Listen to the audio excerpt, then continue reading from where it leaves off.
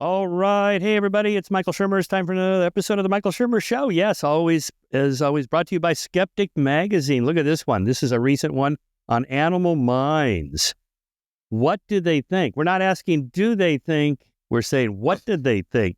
My guest today is going to really love that one. He's Jeff Sebo. Is that right? Sebo or Sebo? Sebo. Sebo, Yep, yes. exactly. Okay. Before you speak up, let me give you a proper introduction here. He's associate professor of Environmental Studies, affiliated professor of bioethics, medical ethics, philosophy, and law. He's director of the Center for Environmental and Animal Protection, director of the Center for Mind, Ethics, and Policy, and co-director of the Wild Animal Welfare Program at New York University, NYU. Cool. He lives in Manhattan. His new book, here it is, The Moral Circle: Who Matters, What Matters, and Why. Jeff, great read. Thanks for coming on to talk to me about this. And thank you for writing a short book. Thank God. Some of these books I get, they're like 800 pages long. It's like, get to the point. And I'm guilty. I wrote a 500 page. I'm never doing that again. Right. Yeah. Well, thank you for having me on. And you are welcome, because it is very difficult, as you know, to write a short book. Well, and you're a philosopher, even harder. Yeah, exactly. I remember I knew Dan Dennett pretty well. I mean, it took him like 100 pages just to say hello. Introduce himself. Well, he was a good writer, so you could forgive him for going on a little bit extra. So you're you're director of a lot of different organizations, but your general focus is animal rights and protections and rights in general and moral philosophy. Is that about right? That is exactly right. What we owe the non-human world, especially non-human animals. And what is moral philosophy? How would you describe it in a kind of a general view? Yeah, good question. I think of moral philosophy as a practice where we slow down and really scrutinize our most deeply held beliefs and values and practices and ask if they are internally coherent and supported by the evidence, so that we can aspire to create a more informed, more rational set of beliefs and values and practices that reflect them. So for me, morality is an opportunity to basically live an examined and authentic life and make sure I can stand behind what I do. And I know you don't do moral psychology exactly, but you know the moral psychology books on this subject. Do you think humans come equipped, bundled with, as they say, some kind of moral sentiments, emotions, a sense of what's right and wrong? We definitely have an evolved sense of right and wrong, of good and bad, of just and unjust, and it serves us evolutionarily in various ways. In general, and I imagine you and I agree about this, but I would love to talk about it more if not. In general, I think humans are complex and humans are varied, and debates about, for example, are we altruistic or hopelessly self-interested are a little bit simplistic, because the answer is almost always, well, yes, we are both of those things. We are to some extent altruistic, and we are to some extent hopelessly self-interested. And the goal, of course, is to use evidence and reason and some sense of commitment to try to become a little bit more altruistic, a little bit more respectful and compassionate, a little bit more mindful of our biases and our ignorance and our self-interest, so that we can treat each other a bit more kindly while being realistic about our limitations as evolved organisms. Oh, yeah, I'm in complete agreement with you there. I think Pinker nailed it nicely with his two metaphors of the inner demons and better angels, and that the whole point of a civil society is to tweak the knobs to suppress the inner demons and bring out the better angels. Never going to get there perfectly. And to some extent, from an evolutionary logic game theory perspective, having certain kinds of emotions like greed or anger, jealousy, even violence, there's a kind of a logic behind it, so you don't get exploited and cheated by other actors who themselves are selfish. Yeah, that is definitely true, and part of the world, whether we like it or not. Yes, right. All right, so, but there we're just talking about kind of the evolved moral emotions. You're more focused on what is right and wrong, and how do we decide, who should be treated as a member of our moral circle or not, which is subject of your book. So let's just start there. What is morality? How do you define, what's your target? Who should be treated morally or not? Yeah, so for morality, you could break it into theories of moral standing, who counts, who is included, and then theories of right action or good character. Like, what do I owe those who matter, and what kind of person should I be towards them, right? And I think we could talk about different theories depending on what you want to focus on.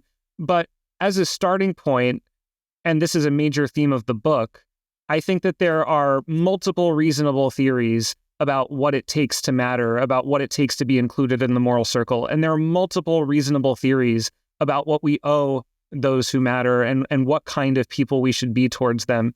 And I think that when we have this kind of persistent, ongoing, substantial disagreement, not only about the facts, but about the values, about what it takes to matter and about what we owe those who matter, we should cultivate a certain amount of humility and a certain amount of pluralism and incorporate good insights from multiple reasonable theories. And so the book is an exercise in attempting to have a little bit of humility and a little bit of pluralism in the face of this disagreement about morality as well as disagreement about science. Yeah, in the moral arc, I defined it, our starting point as the survival and flourishing of sentient beings.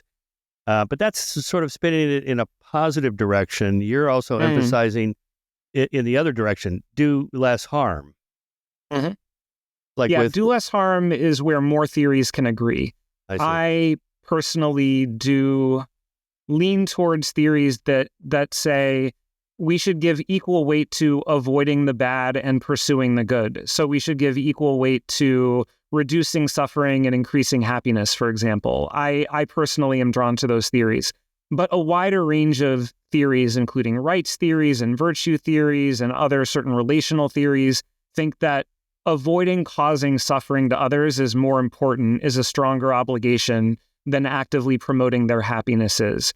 And so I wanted to make my arguments in the book in a way that could speak to both of those kinds of views rather than only the people who happen to agree with me about the value of promoting happiness. Yeah, nice. And you did that, I thought, quite well. So how do you answer the question, how do you know what's right or wrong or moral or immoral? What other than just do less harm and don't take people's stuff and something like that? How do you specify it more exactly? Yeah. So I guess there are different ways to interpret that question. One is the meta-ethical question of what is moral knowledge and how can one have knowledge about morality in the first place? I take it that is not the question you are asking, but if you want to talk about it, we can. When it comes to the more basic question of how can I know if I am navigating the world well and treating others with the right kind of respect and compassion, I think there we really have no shortcut other than to think about all of the issues raised in moral philosophy, think about all the issues raised in the relevant kinds of science, and then do our best to put it all together. So in this book, for example, we talk about the fact that there are a lot of animals and a lot of non-humans who might be sentient, might be capable of suffering, might be capable of happiness. But right now we know very little about which ones are sentient and how much happiness and suffering they can experience and what causes them happiness and suffering. And that raises a lot of questions about cluelessness, because when our actions and policies have so many significant impacts and we have so little understanding of the nature and the value of those impacts, then it really makes it difficult to know what to do if you want to treat all of those beings well. And so as a starting point, I think it helps to return to some of the ancient ideas from like Greek philosophy about virtue and principles in action. So not only just mapping out the consequences and trying to have the best consequences, but starting from a place of following principles that you take to be robustly good, like harm others as little as possible, and cultivating character traits like respect and compassion for those in your immediate surroundings, and then understanding psychological biases like the availability heuristic or scope and sensitivity that get in the way of extending that same kind of compassion to other sorts of beings. So that can be a starting point, but then you really got to do science and math to extend it from there. You mean like when Bentham said about animal suffering, it's not can they think or can they talk, but can they suffer? Not can they think, but can they talk, but can they suffer? Yeah, that is such an important quote. But I guess what I was thinking of in that question also in reading your book, this is very much a product of the 21st century. I mean, had you written this book 200 years ago, people would think you're just completely delusional. What are you talking about? I mean, ants or much less dogs or cats. I mean, who cares? Yeah. Just think of bear baiting and cat fighting and dog fights and cockfighting and all that stuff. Yeah. I mean, people just didn't really give it much thought. And of course, I agree with most of what you write. But if I had been born 200 years ago, I probably would have thought something quite different about blacks, say, or Jews or women or, much less animals. I probably wouldn't even give it a second thought. So again, back to the, how do we know what's right and wrong? I feel like we know, but maybe 200 years from now, if I was chronically frozen and brought back and like, oh my God, I can't believe the stuff I believed back then. Yeah. Yeah, no, I think that is a really important cautionary tale and part of why humility and pluralism is a central theme in the book, because it is easy to feel certain, but the feeling of certainty is not really strong evidence of accuracy. And every generation has felt certain or at least very confident about their moral views, their scientific views, and then in the fullness of time, we realize that they were hopelessly mistaken at some foundational level. And I think it would be surprising, it would be a pleasant surprise, but it would be surprising if we were the first generation in the history of the world to finally get it exactly right. I think we should expect that in 20, 40, 60 years, our children's children are going to look back at us with the same kind of embarrassment that we look back at our ancestors when they think about our values and our practices. And so we should look forward and ask, what is it that they might say about how we are currently living? How can we get out ahead of that a little bit and maybe speed up our moral progress a little bit more? Yeah. Okay, one last big, broad question. Do you want to comment on consequentialism versus deontological versus virtue ethics and your thoughts on divine command theory? I mean, this is the common response you get, from theists is, well, we know what's right and wrong because God told us. How do you know? Well, it's right there in the Holy Book. Of course, the Holy Books conflict with one another. Anyway, how do you kind of navigate all those and where do you land? Yeah, good question. I will try to not give a 20-minute answer, but that's all right. Briefly, you mentioned several traditions. So consequentialism holds that the rightness of our actions is primarily about consequences, like making the world a better place, promoting happiness, reducing suffering. Rights theory holds, or deontology, I think is the word you used, holds that the rightness of actions goes beyond consequences, and it might be a matter of respecting rights, leaving others alone, living and letting live. And that, of course, has a long tradition as well, going through Kant and others. And then virtue ethics is, of course, an ancient tradition. It goes back to Aristotle and others that says morality is primarily not about actions at all, but about character, virtue, what kind of person I am. I should really try to craft myself into having the kinds of habits and character traits that will produce good actions in me, whether or not I think about it and apply principles.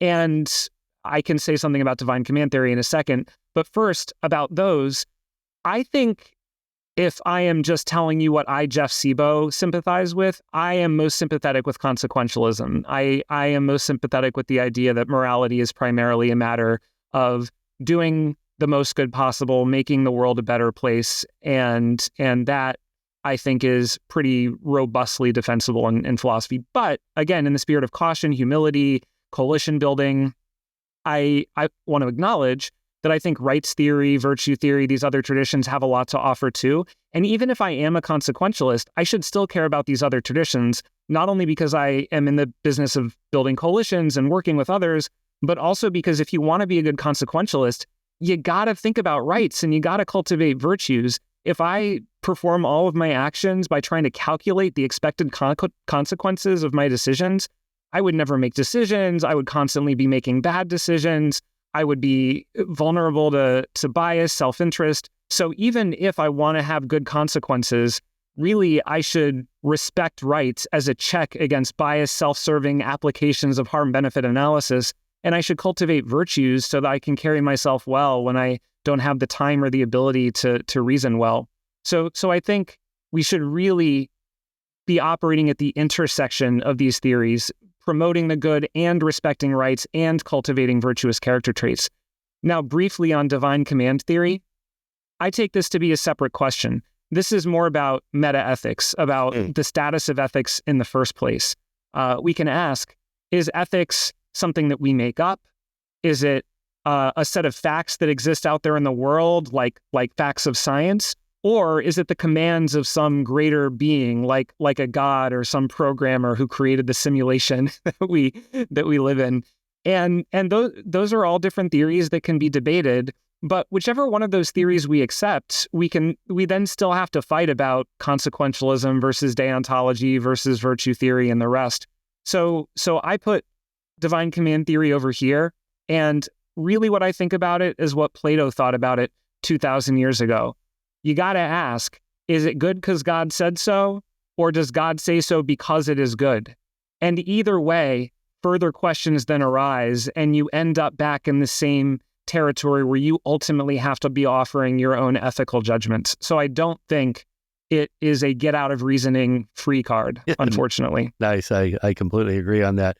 On that kind of tension between consequentialism and rights-based morality, I'm just thinking about the trolley problem, just to cue it up for listeners who are probably already familiar with this, but the trolley's hurtling down the tracks. It's about to kill the 5 workers. And you're standing there at the switch, and you can switch it over, and it'll divert off the track and kill 1 worker. And if I can complain about these philosophical thought experiments, why can't I yell, get up, there's a trolley coming? Or what if one of the workers looks up and goes, hey, look out, let's get up? Or what if we have a double brake system on the trolley?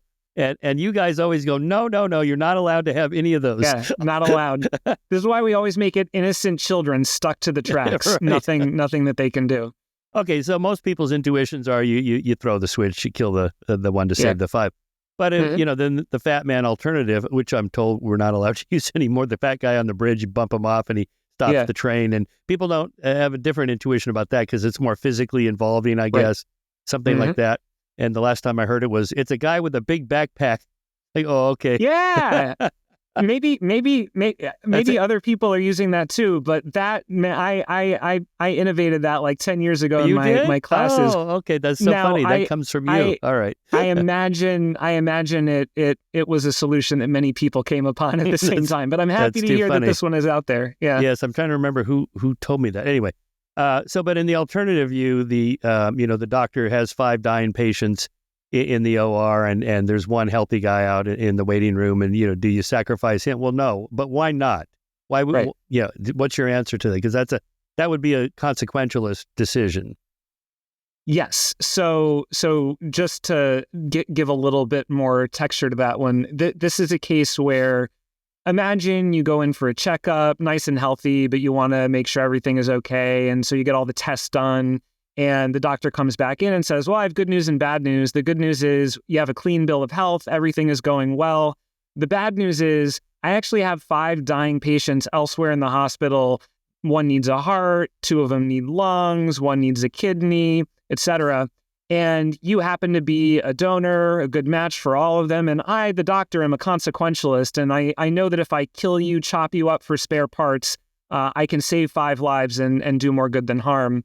So sorry about this, but you are about to die. That is the case. And of course, when you hear the case, you think, no, this is terrible. Of course, the doctor should respect your rights and let you live, send you on your way, not kill you for the greater good to save 5 other people. And I think that is basically right. These thought experiments, of course, are not meant to tell us what we should do and how we should live in everyday life.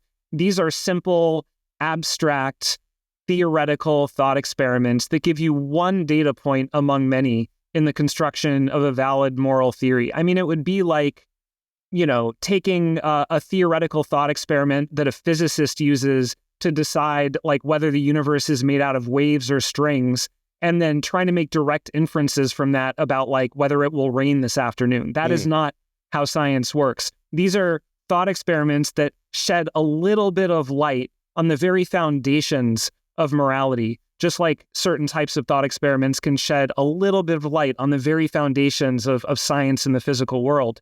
But you have to do so much more work to then translate that into the messy, complex, everyday questions about how we should treat each other. And so, yes, if we think in the trolley problem, we should sometimes kill 1 to save 5, that tells us a little bit about the irrelevance of the distinction between actions and omissions in and of itself, or killing and letting die in and of itself. But that is 1 factor among a million that ends up being relevant for decisions that we make in everyday life. And so you can't make a direct inference from a thought experiment designed to test one variable for an action that will involve many, many, many variables. Now, on the right of the patient to have bodily autonomy and choice and control over his body, that the physician cannot violate that right. Yeah. Where does that come from? And can we go better than just because my country and the Constitution says so, and we have a military and a police force and a court system to protect me? Or can you make an argument for going deeper than that? Yeah, so this is where the different moral traditions all become really important. I'll give you two routes to this destination. One is through what you described as deontology, others call Kantianism or rights theory. These are all the kind of rights-oriented views that say morality is less about promoting good outcomes and more about respecting rights, respecting autonomy, living and letting live, right? So Immanuel Kant famously argued that our autonomy is the very source of morality. Morality comes from this aspiration that we have as autonomous, rational beings to act for reasons, act on considerations that we think would be valid for anyone in our situation.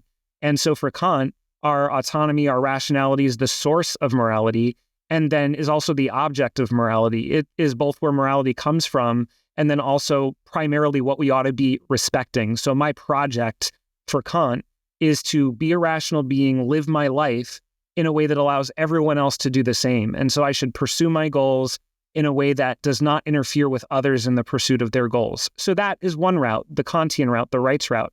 But then the other route is the consequentialist one. Again, consequentialism holds that morality is about good consequences, making the world a better place, promoting happiness, reducing suffering. John Stuart Mill, who wrote the book Utilitarianism, also wrote the book On Liberty. And what he argues in this book is that even if the goal is to make the world a better place, the state and to some extent fellow citizens should not be in the business of imposing its vision of the good on its citizens. The best way to promote the good is to create a structure where everyone is free to pursue their own individual conception of the good because people know better than the state about what will be best for them. And so that is more of a utilitarian or consequentialist argument for a similar conclusion. If we want good outcomes, we should give people the freedom necessary to perform experiments in living and figure out where they can find happiness. And so these are two different theoretical justifications for a kind of robust presumption in favor of rights and autonomy, but they end up in the same place, and we should take that seriously, I think. You mean in a way that, say, the consequences of a civil society includes, let's say, not living in a world where the doctor could sacrifice you to save the five. It's not just better for me and my rights, but it's actually better for you. You don't want to live in a world like that, and nobody does, right? So for all of us, it's consequentially better. Right. It might, in some discrete cases, be better to kill the one to save the five in that sort of circumstance. But if you allow that to become a general rule that doctors are free to follow, then what happens? There are all these second-order effects. Trust erodes in the healthcare system. Trust breaks down into society. Everybody looks at everybody else with suspicion. Nobody feels like they have the time and space that they need to pursue long-term goals because it could all change in an instant, even more than in the world right now. And those are the kinds of second-order effects that would gradually cause the consequences to get worse and worse and worse. And so for Mill and others, even though morality is ultimately about doing the most good possible, and sometimes that might mean killing one to save five in rare emergency situations, for the most part, there should be a strong presumption in favor of following rules and respecting rights, because in the long run, that strong presumption and system does more good than harm. Okay, so once we expand the moral circle to include non-human animals, at least some of them, and most intuitions of people today in the 21st century are, chimpanzees and gorillas, the great apes, the cetaceans, dolphins and whales, and so on. I mean, most people today are horrified by that documentary about the slaughter of dolphins in that bay in Japan and so on. But the moment you then start expanding the circle, why not keep going? So this is your argument. Yeah. So how do you think about or define sentience and consciousness? And are those two different things? And then who gets included? Yeah, right. So in terms of definitions, yeah, these words are hopelessly, multiply ambiguous. People use them in all kinds of different ways, and it creates a lot of confusion. For my purposes and other people who work on this topic in philosophy and science, there is a distinction worth making. Consciousness, as we use the term, is the capacity for subjective awareness. So to quote my former professor, Tom Nagel, you are conscious if it feels like something to be you. This is a kind of phenomenal, subjective, qualitative experience. And then sentience is consciousness plus valence, positive or negative valence. So you are sentient when you have consciousness, and you can experience positive or negative states like pleasure, pain, happiness, suffering, satisfaction, frustration, hope, fear. If you can have experiences, it feels like something to be you, and then they have a positive or a negative slant, you like them or dislike them, you want more of them or less of them, then you count as sentient. And what does it take to matter? Which beings count? Well, this is fraught because we have disagreement and uncertainty about both the values and the facts. In ethics and philosophy, we still have disagreement and uncertainty about what is required to be morally significant. Do you need to be sentient, capable of suffering? Or is it enough to be conscious without being sentient, like to see color but not be able to suffer? Or is it enough to have a certain kind of agency, to be able to set and pursue goals, even if you lack consciousness and have no feelings at all? These are all areas of active debate. And then in science, we have disagreement and uncertainty about who has these capacities. Some people think only vertebrates do. Other people think many invertebrates do as well. Some people think only carbon-based organisms do. Other people think sufficiently sophisticated silicon-based AI systems could, at least in the future. And so my book is about how do we make decisions and policies in a context of what we can expect will be substantial ongoing disagreement about both the values and the facts. I see in your background, your handsome dog walking around there. What is he? Is he a sentient being? Is he conscious? This is There he Smokey. is. Smokey. And Smokey. he certainly behaves. Smokey is a 13-year-old dog who has been in my life for about 11 years. I dedicated the book to him. Oh, that's who that is. Okay, yeah, I saw that. I figured it. I thought it might be a dog. Yeah, he is a dog. I dedicated the book to him. And yeah, I mean, can we be certain about whether dogs are sentient? No, but neither can I be certain about your sentience, though I have a strong presumption that you are sentient. And I also have a strong presumption that Smokey is sentient. I would put it well above 95%, even when I am trying very hard to be skeptical. He's not meta-aware. He doesn't know that he's, I don't know how to say it. He doesn't know that he knows, or something Right. like that. Yeah, there are some theories of consciousness and sentience that give a lot of weight to what is called higher order thought. This is the ability to have thoughts about other thoughts. Yeah. According to these theories, having thoughts about other thoughts and directing your attention to other thoughts kind of casts a light on them and is what makes them conscious, what makes you aware of them and able to feel them. Now, lots of people disagree with those theories, and I would not bet everything on them when making really high-stakes policy decisions.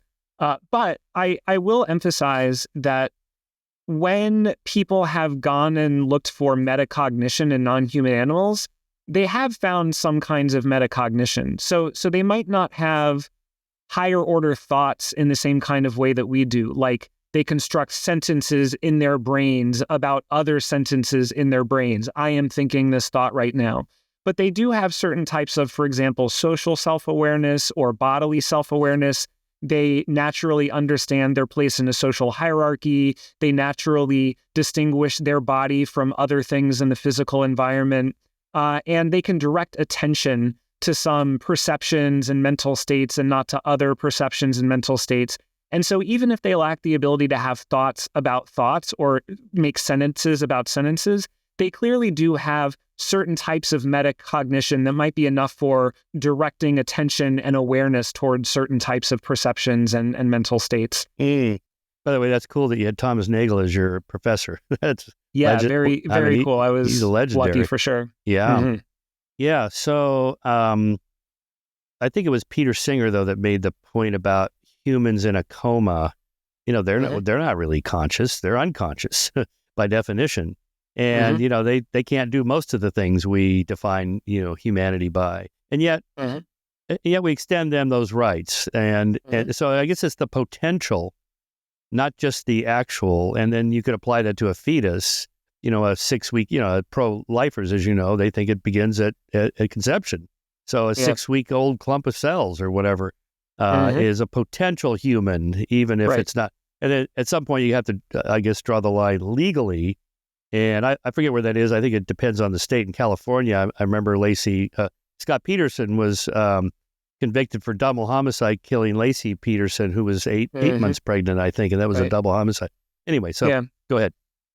Yeah. No, those are definitely important considerations, and there are other ones that are like them. So the philosopher Shelley Kagan, for example, thinks that potential sentience or agency can give you extra significance right now. Also, what he calls modal sentience or agency, that means you might have had it had things gone just a little bit differently for you. So, for example, severely cognitively disabled humans might not have the potential for a certain type of sentience or agency in the future, but they might have this kind of modal version of these capacities in a very nearby possible world. They might have been otherwise. So for Kagan, potential and modal sentience agency significance can kind of elevate your status here and now. For me, those are less important. And what really matters is, what are you like right now? What kind of sentience do you have right now? What kind of agency do you have right now? And so I would assess the coma case or the fetus case differently, though I would come to a similar conclusion. In the coma case, I think if you look at that with fresh eyes, you will not be so confident that there is zero sentience or consciousness there. And in fact, in recent years, people have started to problematize, and Jonathan Birch, my colleague at the London School of Economics, deserves credit for making this point. People have started to problematize the language of persistent vegetative states to describe people who are in these kind of deep comas, because we're not totally aware about whether there are still any lights on inside subjectively for them. And similarly for fetuses, once you reach a certain point of fetal development, there might be a certain type of potential for future sentience, but there might also be the flickers of sentience emerging at a certain point in fetal development. And so it might be that at that point, some consideration is due. Now, does that mean that abortion is morally impermissible? No, of course not. Some consideration can be due, but then there can be lots of other overriding factors that make it the case that abortion is still morally permissible in a wide range of cases, all things considered. But once there is a sufficient amount of evidence that lights are starting to flicker, I think there is more than merely an object there. There is some kind of being who deserves at least minimal consideration in decisions that affect them. Yeah. Well, there, I do like to acknowledge to pro-lifers that they have a case to be made. It's just that in a conflicting rights model where you can't have everything, we have to decide. I'd rather give the rights to the adult female who already has constitutional rights and autonomy and so on over the potential human being in the form of a fetus. But I have to say, by the end of the second trimester, whenever you get into the third trimester, it's like, oh boy, you really should not be performing late-term abortions. And I think most people's intuitions are along those lines. Yeah.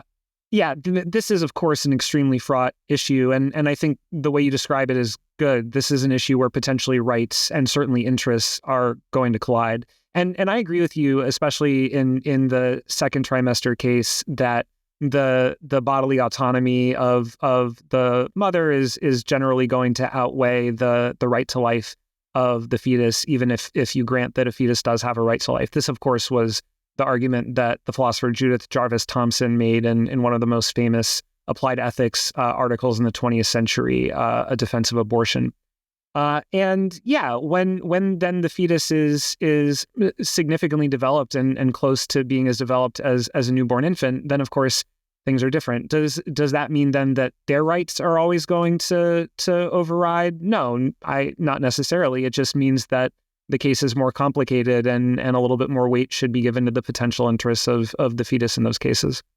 All right, let's talk about what criteria we're using to judge whether somebody's suffering or not, or whether they're happy or not. Here, it comes to mind Socrates' famous quote, "It's better to be a human being dissatisfied than a pig satisfied." I gather you disagree with that now. Yeah.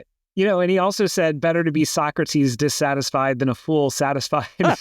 Oh, that's right. I forgot about that one. That's right. That was the first part of the quote. And so if you want to go hierarchy, you got to go hierarchy, even within our species. And I think that can be a cautionary tale. But before you give too much weight to intelligence, for example, as a basis for rankings, we should remember that could produce rankings within our own species. And we ought to be wary about that.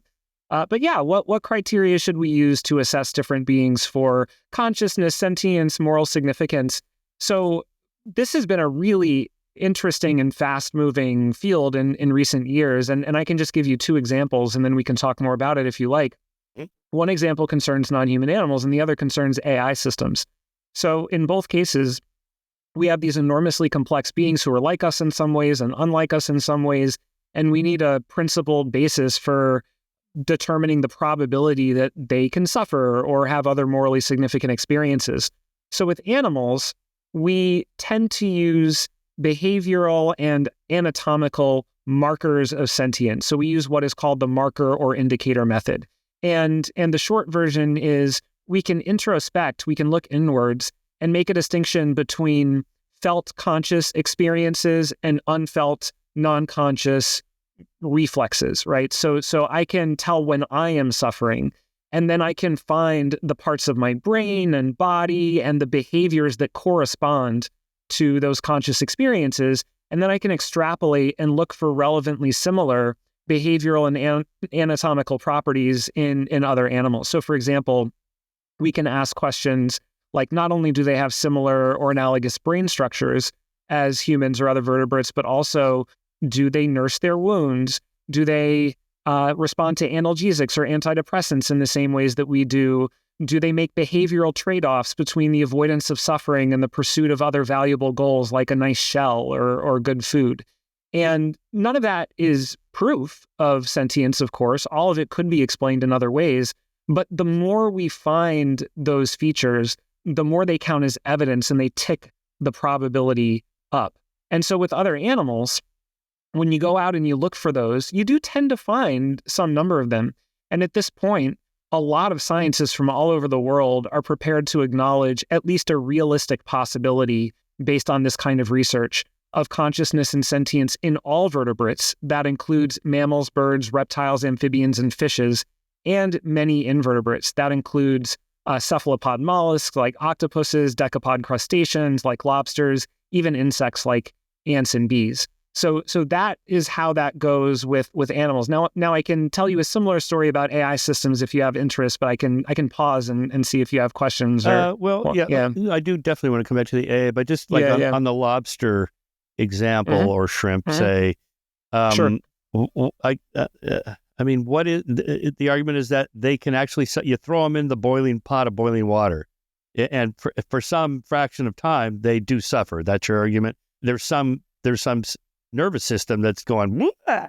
Yeah. The argument is that based on the evidence available, the behavioral and anatomical evidence available, there is a realistic possibility that they are suffering. So that constitutes a welfare risk. And so the argument is not that they are suffering and we should prevent that suffering. The argument is instead that there is a serious risk given the evidence that they are suffering, and we ought to mitigate that risk. We ought to take reasonable, proportionate steps to mitigate that risk. Right. So you open your book with the happy elephant. His name was Happy, right? Yep. I mean, it seems like as we go down the scale, great apes, the cetaceans, that seems obvious, their brain structures and so on, behaviors. And then elephants, I remember that book, Do Elephants Grieve? Yeah, it sure looks like it. And then I quoted in The Moral Arc that study, I forget the animal behaviorist, ethologist who did that, with placing different objects in the elephant pen. But I mean, it's a huge, acres size in Africa somewhere. And, when they come across an elephant skull, they spend more time, they poke around at it, and they look like they're disturbed a bit, more than they would if it was just some other animal skull or just an object. And so there we're looking for behavioral changes or indicators of grief or something. By the way, there's that famous story about Descartes saying, if I kick my dog and he screams, he's not actually feeling anything.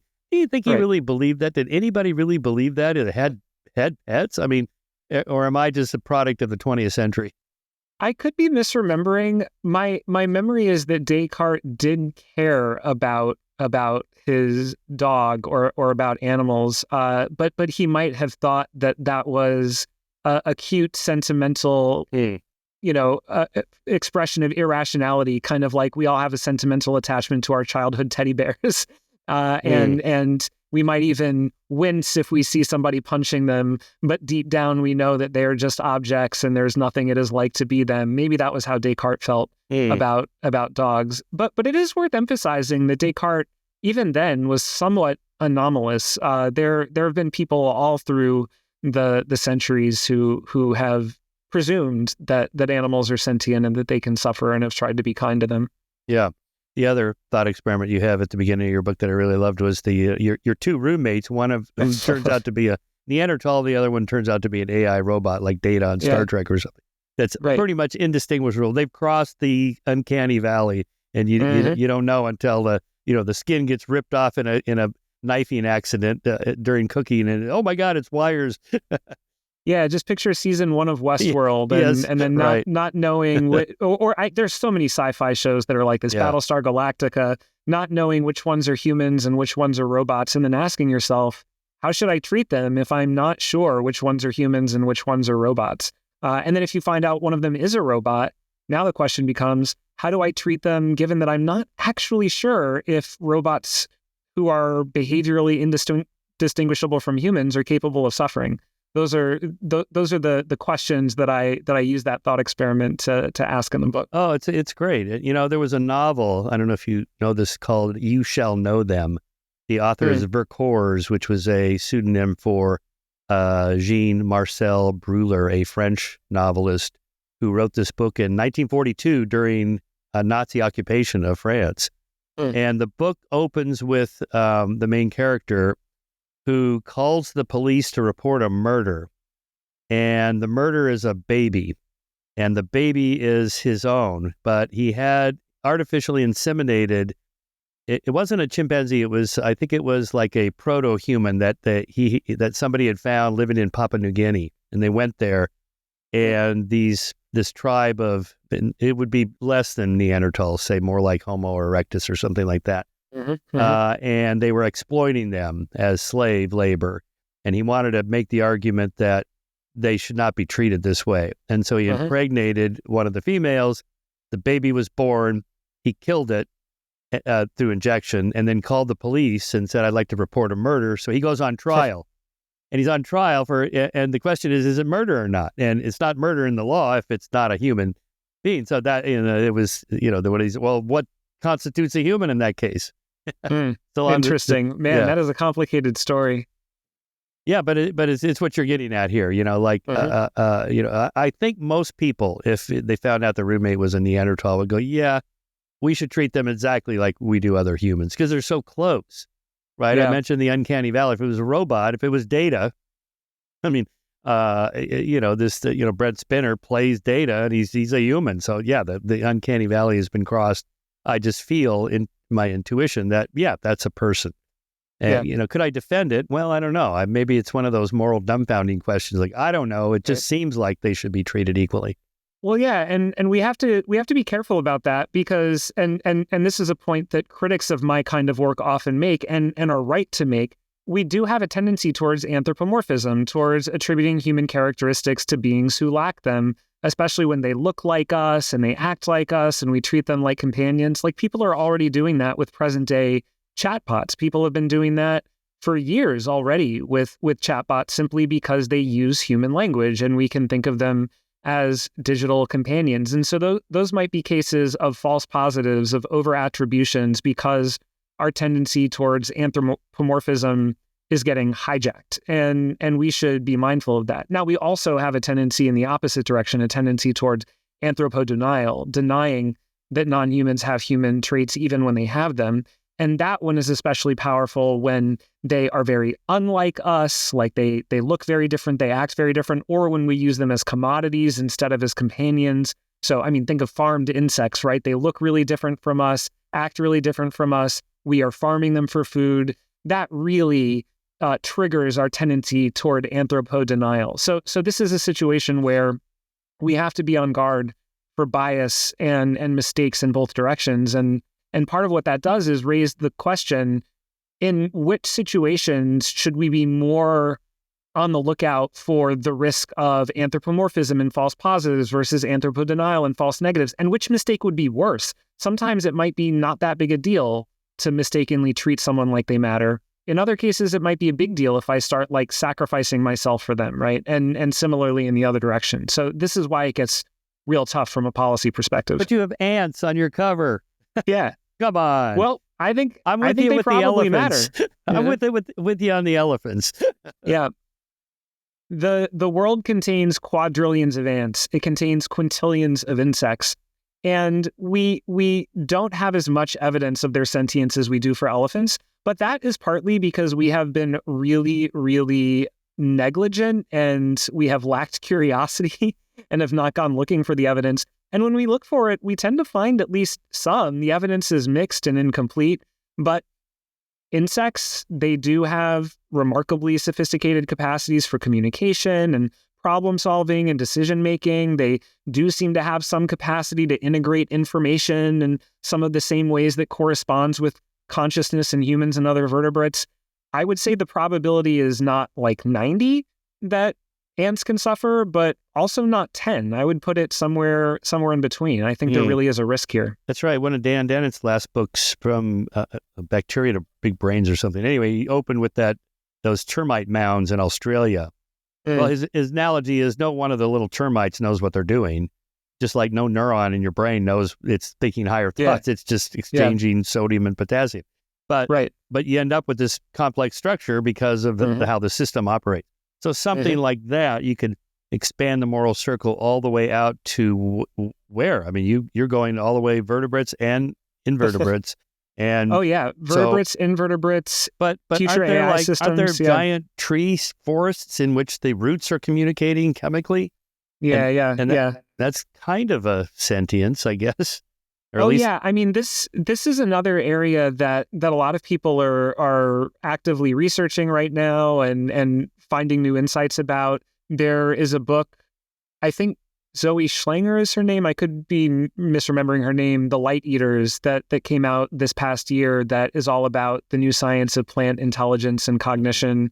And it talks about how plants do have capacities for perception, learning, memory, communication, even reasonable decision-making. They can defend themselves. They can grow in directions that are better for them and send signals to other plants to do the same. Now, does that mean that there is really good evidence of consciousness and sentience? Not necessarily. They have no neurons. They have radically different systems of organization than we do. But does it at least invite like puzzlement and curiosity and maybe cause us to look at them a little bit more with an open mind? Yeah, I think we should look at them a little bit more with an open mind. So I think the evidence is worse than it is for animals, including insects, but I am not ready to totally write them off as 100% obviously near object. You talk about farming insects. You mean in other countries where they eat insects, where it's a form of protein? No, not only. We are rapidly scaling up an insect farming industry all over the world, in part because people are touting insect farming as a sustainable alternative to traditional animal farming, which, as we know, is really bad for global health and the environment, as well as non-human animals. We are also using insect farming, I think maybe even more for pet food and for feed for farmed animals than we are for direct human consumption, which is part of why the framing of it as a disruptor of animal agriculture is so funny, because right now one of its main roles is to feed into animal agriculture and make it easier to sustain. Well, you see, I'd be in favor of that because given how horrific factory farming is, that's got to be better than that. Oh, sure. I mean, factory farming is tough to beat in the context of horrible things humans have done. So yeah, anything that can disrupt the farming of cows and pigs, and especially chickens and fishes, given how small they are, how many of them there are, that anything that can disrupt that should at least be considered. But we should be mindful that insect farming is only getting started, and right now is already farming more than 1 trillion insects per year, and farming them in ways that give them even less attention than we do for cows and pigs and chickens and fishes. So more than 1 trillion insects a year, could be as many as 50 trillion by the end of the decade, and they are just kept in containers. And then when the time comes for them to die, often are sent through tubes and then baked or shredded or frozen, just killed as efficiently as possible. And if there is even like a 10% chance that an insect can experience even a little tiny amount of suffering when being baked or frozen or shredded to death, when you multiply that small 10% chance of that small amount of suffering by 50 trillion insects a year by the end of this decade, then in the aggregate, that is a lot of suffering that is very easy for us to miss because of our biases. Right. So what does Smokey eat? Smokey eats, just gonna show him there he again. is. He eats a fancy grain-free senior dog food that I believe does contain some animal products. This was a debate between my partner and I earlier in our relationship, and ultimately we did what seemed to be best for the dog. And I think that is a reminder that you can acknowledge that lots of animals are sentient, that they can suffer, and that we owe them respect. We ought to reform food systems. And while we are in the process of reforming food systems, we should also provide food for ourselves, for our loved ones, for our children, for our pets, that allow them to flourish and be happy in life. So I'm certainly not advocating for depriving people who need animal products right now of those animal products, either for health reasons or economic reasons. But I am advocating for governments and companies to work together towards, my view is, a global ban on industrial animal agriculture by, say, 2050. I think that is aspirational, but achievable. And if governments and companies work together on that, then we could gradually phase down industrial animal agriculture, gradually phase up alternative food systems, have a just transition, make sure everyone can access food and income along the way. And then that would be a good way to get rid of the system while still making sure Smokey and everybody else can, I guess eat what they need my to question is, I'm asking, are you choosing his well-being over whatever it is in his kibble that you're going to give him tonight? Yeah, right. I am trying to honor both by making sure Smokey can have as good a life as possible, while then through my policy advocacy and recommendations and so on and so forth, trying to get us started towards a just transition away from this way of producing dog food and other ways of so lab-grown meat would be one of your solutions, a technological solution. Yeah.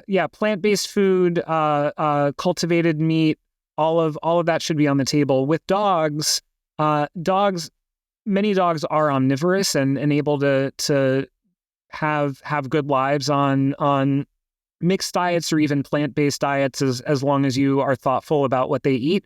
Cats are tougher because cats are a little bit more carnivorous and really do rely on meat right now. So you would really need to use new technologies like cultivated meat production in order to replace meat for cats, more than for dogs. For dogs, I think we just need a lot of education and research about what kind of diet is best for them, but they can be a little bit more like us in this way. And are you on a plant-based diet? Are you vegan or vegetarian or one of those? I am vegan. Yeah. Vegan. I don't sweat the small stuff. I don't scrutinize every label for every trace ingredient of an animal product, but I try to pay attention to the big stuff, both because of my participation in economically incentivizing a transition to a better food system, but also for the social and psychological reasons. I want to send a social signal that I see eating meat when you can avoid it as morally complicated. And I want to psychologically reinforce for myself every day with the food choices that I make the value of that commitment. And so for me, having a plant-based diet has that economic and social and psychological advantage. Though again, for people in different circumstances, I don't feel that they need to make that same choice. But you have to eat something, so you have to draw. So you're drawing the line at plants. Okay, I'm going to eat plants. Even if you read a book that says, hey, plants are actually communicating through their roots chemically or whatever, and you're just going, well, fuck it, I got to eat something. Yeah, I mean, look, I have some things I can say. At the end of the day, psychologically, it might be a little bit more like that, like, fuck it, I got to eat something. But there are two things to say here. One is we can still make distinctions, even if we have a very expansive view about who might matter and who should receive at least a little bit of attention. You can still make distinctions based on who is likelier to matter and who is likely to be able to suffer more. Like, even if plants and dogs both have a non-negligible chance of mattering, I think the probability is much higher for dogs. I think the amount of suffering they can experience is probably much higher. And those can be ways of breaking ties instead of simply like flipping a coin. And the other thing to say is nothing is harm-free, nothing is risk-free. Every food system causes harm. Every way of living causes harm. But one maybe convenient way of getting out of this issue is that more plants are killed in animal farming than in plant farming, because you got to kill the plants to feed the animals, right, of course, and then kill the animals to feed the humans. And you lose energy in the conversion from feed to flesh. So you got to grow more plants to feed to animals so that you then kill the animals and eat them than you would have had to grow just to eat plants directly. So even if you are in the business of minimizing harm to plants, you should still go for plant agriculture over animal agriculture. Yeah, again, as Thomas Sowell said, there are no solutions, they're just compromises. So conflicting rights in this sense. I sent you my article on when I went to the Galapagos, and I'm holding that little baby goat. I have the picture in that in the Galapagos. And it's like that. Then after that, they killed every one of those goats on that island, the Ecuadorian government, because they were eating all the vegetation that the giant Galapagos tortoises eat. And they were, this could cause harm or even the local extinction there of them. And so there you're just making a decision, well, we're going to opt over the species that's been there for millions of years versus that's the one that's been there for about a century and a half, I guess, when pirates started dropping goats off and then picking them up later for food. And even in Darwin's time, I should add parenthetically, they collected the tortoises and carried them in the bowels of the ship, the Beagle, and then ate them on the way to Australia. I mean, yeah, I really appreciated that about the way you opened your animals chapter in the moral arc. I think that is such a great complicated case of different wild animals and then like different human values too, not just the interests of the wild animals and comparing these species with different brain sizes and different population levels, but then also these human values of how much do we care about the native versus non-native distinction, and how much do we care about the composition of the environment the way it has been versus the composition of the environment the way it could be. There are just so many values colliding in these kinds of cases. They're really, really difficult to make good decisions about. Yeah. I remember meeting Temple Grandin and then reading her book. So she's making the case that, factory farming is here to stay for a long time in any case. So we should make the environment as pleasant or at least stressful for the animals. And then up from her, you have people that promote, that I call them happy farms, right? Where the cows and pigs and chickens get to run around with their bodily autonomy and enjoy nature as they were meant to do until the day comes when, you know, and then then make that as swift and painless as possible. Something like that. What do you make of those arguments? Yeah, I think those arguments can work to an extent. They're in the animal movement, the environmental movement, the food movement. There are often debates about abolition versus regulation, revolution versus reform, radical approaches versus moderate approaches. And I feel about that the way I feel about many such debates, which is that this is pretty simplistic and reductive, and the framing is misleading because it gets presented in this binary, mutually exclusive way. But usually the best way forward is a both and systems approach, where you have some people taking the radical approach and arguing for a vegan future, and other people taking a moderate approach and arguing for slightly larger cages. And then the radical people, move the Overton window, shift the center of debate, make the moderates look more reasonable in comparison. The moderates then make incremental progress, shift the goalposts, bring us a little bit closer to that world that the radicals are envisioning. So I think the Temple Grandins of the world, they have their place. The work that they do is valuable, but it would be a mistake to treat that as the goal.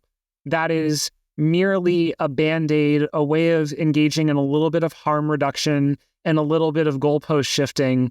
And ultimately, we need to be working towards a world where meat is at the very least not at the center of our global diet. Plant-based food should be at the center. And all we should be fighting about is whether there should be like some 5% that is still animal products. So you think by 2050, it's possible that's a reasonable goal?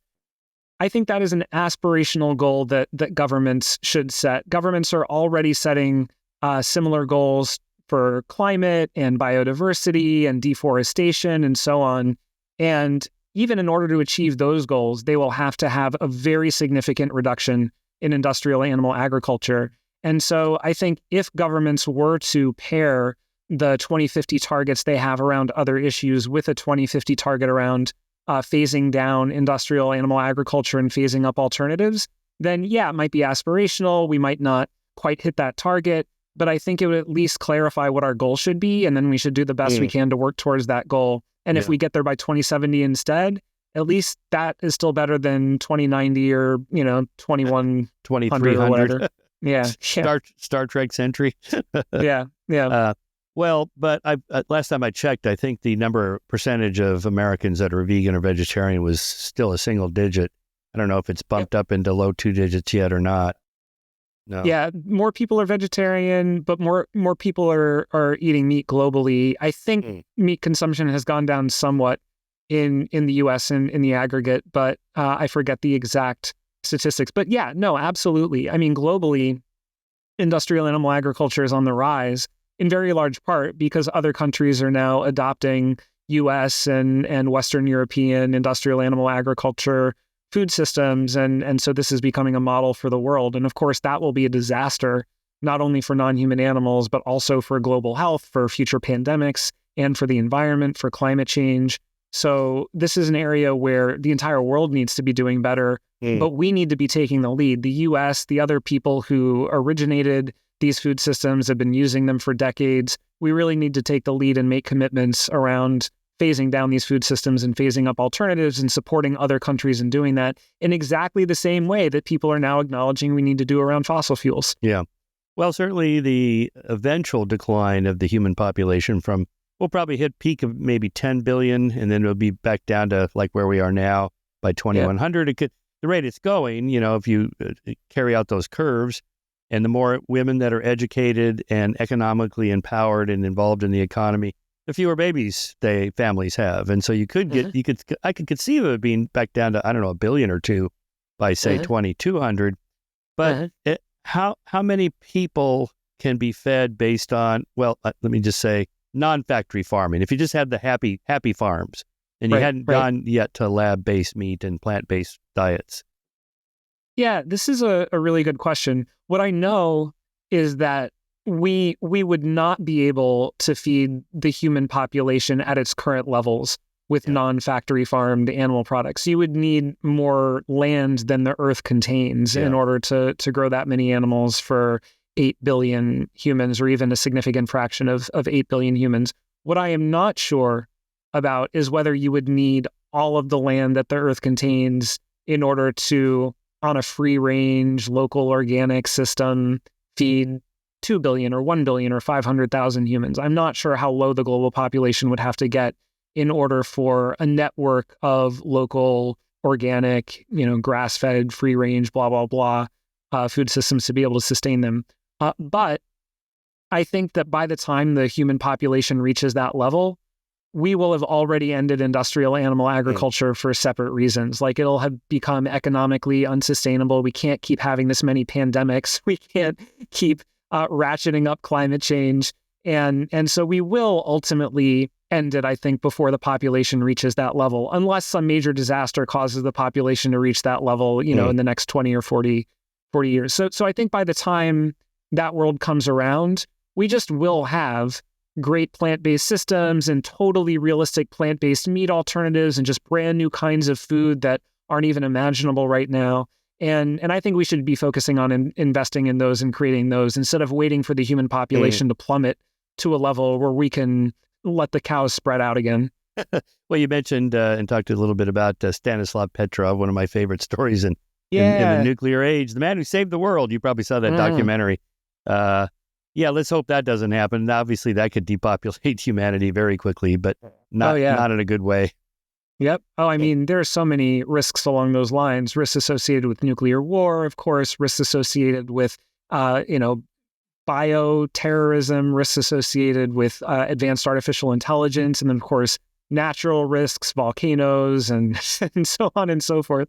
So there are a lot of reasons why the next couple of centuries could be perilous. But hopefully, we can get through that and then not have to farm cows, but instead have nice plant-based foods to eat.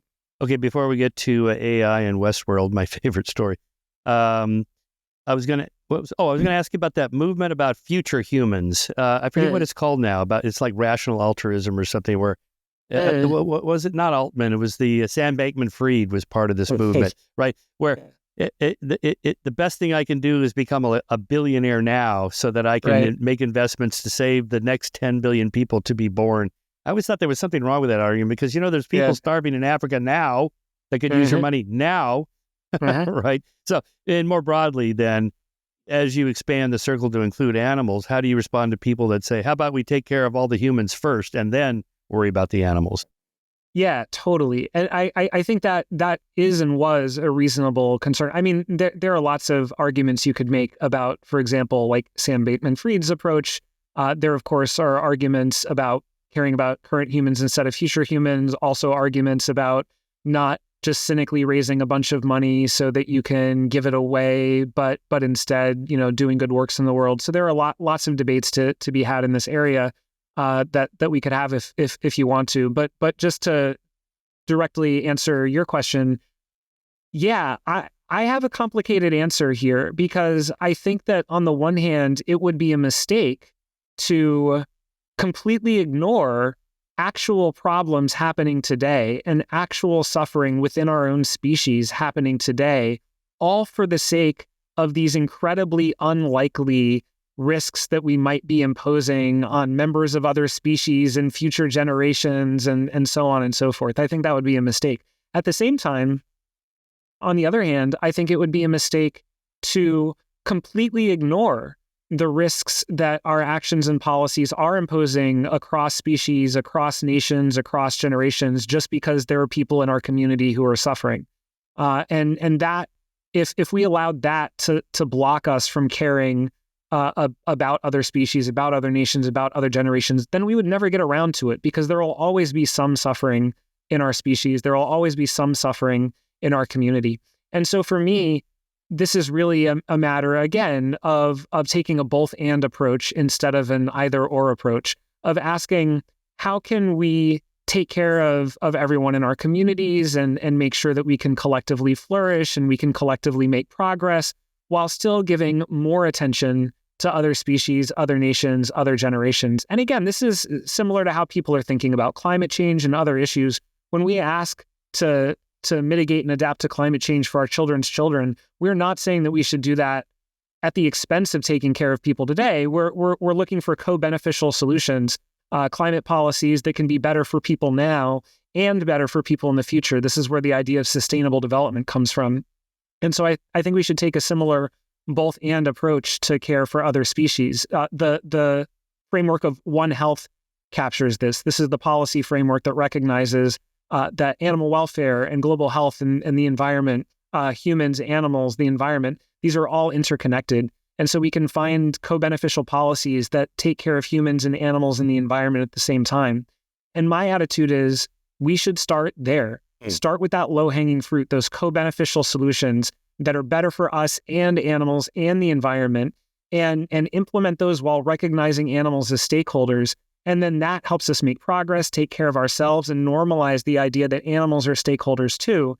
And then as we make that progress, we build that knowledge, that capacity, that political will, we'll find in the future that we can go farther and do more for them in a way that is achievable and sustainable and consistent with taking care of ourselves. So that's how I try to transform it into a kind of both and way of thinking about these issues. You did that nicely in the book. What's that line? Don't let perfection be the enemy of the good. Something like that. Yeah. Then I was. I forgot what I was going to say. Anyway, okay, let's talk about Westworld. I mean, the ultimate guy bait, right? I get to face off the gunslinger in black, and I win, and he doesn't even really get hurt, right? He doesn't suffer, and I get to have all the carefree sex I want with beautiful women that look like Rachel Wood, and she doesn't get emotionally involved. She doesn't care what I do. It's all just programmed. Could that ever be a scenario where you have an AI advanced enough to do all those things and pass the Turing test and I guess cross that uncanny valley, but they don't suffer at all because they're programmed not to suffer? Right. Yeah, definitely in terms of behaviors and language use, yes. I mean, we are already seeing humans today forming emotional bonds, for example, with chatbots and even making personal sacrifices for the sake of chatbots. So that is already a reality. Now, what about robotics? What about the total experience? That raises further questions. Robotics just are harder right now, and progress there is slower than with generative models and language use. But in principle, it could be that in the future we coexist either in physical space or in virtual space with robots who, if not indistinguishable from humans, or at least broadly functionally similar and can be co-citizens in a shared society. And then we really just will have to ask this question: should we treat them like avatars in a video game or robots in Westworld, where we just do what we want with them, like in Grand Theft Auto, run them over for fun, for catharsis? Or should we really treat them as co-citizens and as fellow members of our community? And my view is that by the time they are that sophisticated or anywhere in the ballpark of that sophisticated, we will not be in a position to be certain that there is nothing it is like to be them. We might not know one way or the other, but we will not know that they are not conscious and sentient. And so that will be a point where we just have a responsibility to err on the side of caution and give them the benefit of the doubt and give them some weight, and not just treat them as commodities that we can use for, getting out our violent impulses. Yeah. So there, I guess you would say you take the principle that you can't prove that I'm a sentient being, but chances are pretty good, since you and I have similar structured brains and I'm giving off similar cues. If a AI robot did the same thing, essentially Data on Star Trek, you'd go, intuitively that seems like they've crossed that line. They're in the circle now. Yeah, I mean, at that point, they have so much of the same stuff that we have. They would have physical bodies. They would have capacities for perception, attention, learning, memory, self-awareness, social awareness, language, reason, decision-making. They would have all of that. They would have a global workspace that integrates it all together and broadcasts information out to all the modules. The only difference would be in the physical substrate. Some of us would be made out of meat, out of carbon. Others of us would be made out of metal, out of silicon. And so at that point, you really got to ask, how much am I willing to bet on everything depending on the fact that I am made out of meat instead of metal? And I just don't think, given the stakes of those decisions, we would be warranted, ethically or rationally warranted, in betting everything on our carbon-based cells being what makes all of the difference. What do they call it? Substrate independence? Substrate independence, okay, your physical substrate, the physical materials that you are made out of, So here, it brings to mind the paradox of the heap. If I have a handful of grains of sand, I don't have a heap. But if I had 100, it's a little heap. If I have 1,000, maybe you'd say, that's a heap, a baby heap. And then it's a heap, then it's a big heap, and then it's a mountain at some point. So, how many chips, how many neurons, as you scale up, do the lights come on, so to speak, in terms of your definition of sentience and consciousness? Here, let me just riff on Leonard Mlodinow I had on the show. He's Stephen Hawking's co-author, and he's a mathematician, physicist at Caltech. But he he has an interesting life career. He wrote for Star Trek, The Next Generation, back in the 80s. Cool. Yeah. And so he said, if Data was actually just a robot, he would just be sitting there, just doing whatever you programmed to do, calculations, sitting there.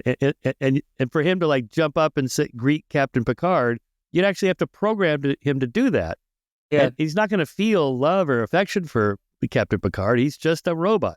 At what point, do you assume, there's enough, I don't know, not emotion chips or whatever it would be, that he actually feels good about greeting Captain Picard? He's doing that volitionally. You didn't program that in. Seems like there's a leap there. Yeah, well, there absolutely is. I mean, philosophers debate whether consciousness and sentience turn on gradually or turn on like a light switch, go from 0 to 100, right? And then, of course, once you are conscious or sentient, there might be gradations of conscious experience, more and less intense and prolonged conscious experiences. So there are lots of questions in this area. For me, there might be a discrete answer, like once you go from 304 to 305 neurons, this is when the lights turn on and you become conscious. But the fundamental predicament is we are not able to escape our own perspective and confirm for sure where that line is, if there is such a line at all. Some people think consciousness is baked into all matter in the universe. Other people think it turns on once you get a certain amount of complexity or certain types of organization. And we might not be able to step outside of ourselves and independently confirm these theories for sure. And so for me, the answer to your question is really that we should reframe the question. And it should not be an all or nothing question of yes or no. It should instead be, what is the evidence and what are the probabilities and what kinds of precautions would be reasonable and proportionate given that evidence and given those probabilities. And so you might start with like astronomically low probabilities for like plants or certain microbes, maybe nematode worms. And then as complexity increases, as there are more neurons, more centralization, more higher order cognition, the evidence goes up, the probability goes up. And now more precaution is warranted in this gradual way. So am I going to sacrifice everything for a single nematode worm? No, I am not going to do that. Right. But will I make modest sacrifices for an ant? Will I take a moment to scoop them up and bring them outside instead of squashing them negligently? Yeah, I might do that, both because they might matter, sufficiently likely to warrant that sacrifice, and the way it conditions my character to have more care for them in the future. So I think of it in terms of a spectrum. Think of it in terms of gradations of increasingly weighty sacrifices or expressions of compassion we might be willing to give based on the evidence and probability, instead of just no, treat them like an object, be violent for fun, and then you get that 305th neuron, and now I have to like treat them like my firstborn son. Yeah. I think that is a mistake. Yeah. In the same way that I feel I have a stronger moral obligation to take care of my own children over somebody else's, but not zero over somebody else's. I do care somewhat, and I should. Right. And then somebody who lives in Africa or, it's poor, starving. Yeah, I want to do something, but I'm not going to not buy my own kid any toys at all, because I'd be saving more kids if I, put all that money into, some nonprofit or something. Yeah, I think this is usually the right way to think about it. Avoid going all in either direction. Avoid going completely to either extreme. Should we be sacrificing more for people in other nations, people in future generations, members of other species than we are right now? Absolutely. We are doing way less for them than we could and than we should. But does that mean that, I need to give away literally everything and not have an apartment anymore and so on and so forth, wear a burlap sack all the time? No, not necessarily. I think we can strike a balance. We can find a line where we are able to survive and to flourish and have happy and healthy lives, and then give more beyond that, our time, our energy, our money, beyond the point where we hit those diminishing returns. If we just did at least that, then people in other nations, people in other generations, members of other species, maybe in the future members of other substrates would be much better off. And then as we make progress as a species, improving our lives, improving our societies, our food systems, energy systems, transportation systems, as we improve in these ways, then we might find we have the capacity to do more, that we can take care of ourselves, survive and flourish while having more left over to do for others. And we may even reach a point, if everything goes well, where we could even devote most of our resources to compassion for other species, for example, in a way that can be sustainable for us. I think that would be an incredible future if we could produce that. It might be a long way away, but it would be a nice goal.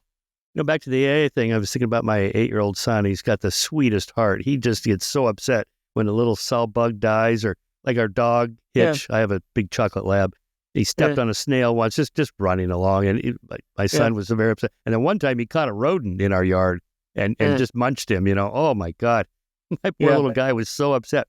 But then he gets on Minecraft and he just kills everybody. Like, I got 3 kills today. Look at this. And he's doing this sword thing, and obviously, he's not thinking of this object he's killing as like a little bug or a sentient being. Right. Yeah, no, I think that is exactly right. And I honestly wonder how good our capacity for psychological compartmentalization is, because I am pretty confident. I am confident enough that current video game avatars are not sentient, that I do still feel comfortable going into a video game and killing a bunch of non-player characters for fun. But there may come a point where in, Grand Theft Auto 10 or Animal Crossing 10 in 2040 or 2050, where these NPCs, these non-player characters, are controlled by just state-of-the-art advanced AI with all these integrated cognitive capacities, where maybe I don't have the luxury of being sure about that anymore. And so now today, I have to ask myself, even if I am confident that these avatars, these NPCs are not sentient, should I be worried about how this is conditioning me, preparing my future self for this strange new world we might be about to enter? And I don't know, maybe I should start planning ahead, start cultivating that virtue of care. The rapidity with which change is happening in the AI world now. I mean, if you just carried this out, Moore's Law, 50 more years or 500 years or 5,000 years, it's coming. I mean, it's going to... It's absolutely... I mean, if you listen to interviews, now granted, they have incentives to hype their companies, but if you listen to interviews by leaders at OpenAI or Anthropic or DeepMind, some of them are predicting artificial general intelligence by 2027, if not sooner. The predictions keep getting shorter and shorter. The timelines keep getting shorter and shorter. And lots of people disagree. Some people think we might hit a wall, we might slow down substantially, we might never go too far beyond where we are right now. But then other people think we might speed up, that once we have armies of highly intelligent AI systems helping us to further develop them, we might really unlock new paradigms, new breakthroughs, and have really, really rapid progress. And we do know in general that technology can often change faster than, for example, social and political and economic systems can. So it may be that by 2035, AI has developed way beyond our legal systems of rights and personhood, for instance, and that would be very scary if that were the case. Yeah, you discussed Eliezer Yudkowsky. How far do you go with him on AI as an existential threat? In other words, the AI needs to read your book so it doesn't hurt us. It includes us in its moral circle. I do discuss that argument a little bit in the book, and I think there is something to it. This idea that we should treat AI systems well, in part because we might owe them that, but also in part as a way of signaling to them that we do owe compassion to beings even when they are made out of different materials than us. I think there is something to sending that signal to AI systems while we still have control. Oh, those lowly carbon-based organisms, we don't need them. I mean, whether or not we think this is a real life possibility that they might one day have control and then treat us in the same way that we treat them and other non-humans, I think thinking about that kind of situation is at least helpful as a way of imaginatively putting your, shoe in the other foot, of asking yourself, how would I feel if a being made out of different kinds of materials had control and power over me? What kinds of values would I want them to use when making decisions about how to treat me? Would I think it was acceptable for them to discriminate against me or presume that I can't feel anything just because I happen to be made out of meat instead of metal? And if we think there's something wrong with that reasoning for them, that they shouldn't discriminate against me for that reason, then maybe that tells us something about how we should be treating them moving forward. So that would be a way of just using it as a thought experiment that can help us to take a consistent approach to how we use our power while we do have power. Yeah, nice. Okay, last question. You have a nice blurb from Peter Singer here. In The Moral Circle, Jeff Sebo defends, with engaging examples and plausible arguments, a disturbing conclusion that the expansion of the moral circle beyond our own species, for which I have argued, does not go nearly far enough. I expect this book to trigger an important debate. Okay, so Peter wrote his book, Animal Liberation, what was that, in the 1970s? That's right. So are you optimistic considering how far we've come since the 1970s in terms of moral progress? Yeah, I am both optimistic and pessimistic. I think both of those attitudes are warranted. People who argue that we have made profound progress are absolutely right for all kinds of metrics in terms of famine, poverty, and social supports and so on. We are living in a less violent and more supportive world than we have for most of human history. However, we are also killing more animals per year for food than we ever have. Factory farming, industrial animal agriculture, the effects of human activity on wild animals through deforestation, development, industrial fishing, biodiversity loss, climate change. Lots of things are getting better and lots of things are getting worse. And so I think we have the capacity for good and we have the capacity for bad. And no simple story can be told about what the arc is going to be. I think we just have to work real hard to leverage the good parts of us and push back against the bad parts of us and solve some really tough collective action problems. And then we do have the potential to unlock a great future. And we are showing signs of heading in that direction. But we can real easily get thrown off that. A single nuclear war, a single pandemic worse than COVID-19, a single environmental catastrophe could be enough to knock us off the path, to say nothing of eroding social, political institutions and so on. So it's precarious, but I'm cautiously optimistic, and I just want to work real hard to earn that optimism. Nice, I love it. Okay, there it is. The Moral Circle: Who Matters, What Matters, and Why. Blissfully short. Get it. Get the audio too. All right. Thank you very much for that. Thanks, Jeff. I really appreciate that.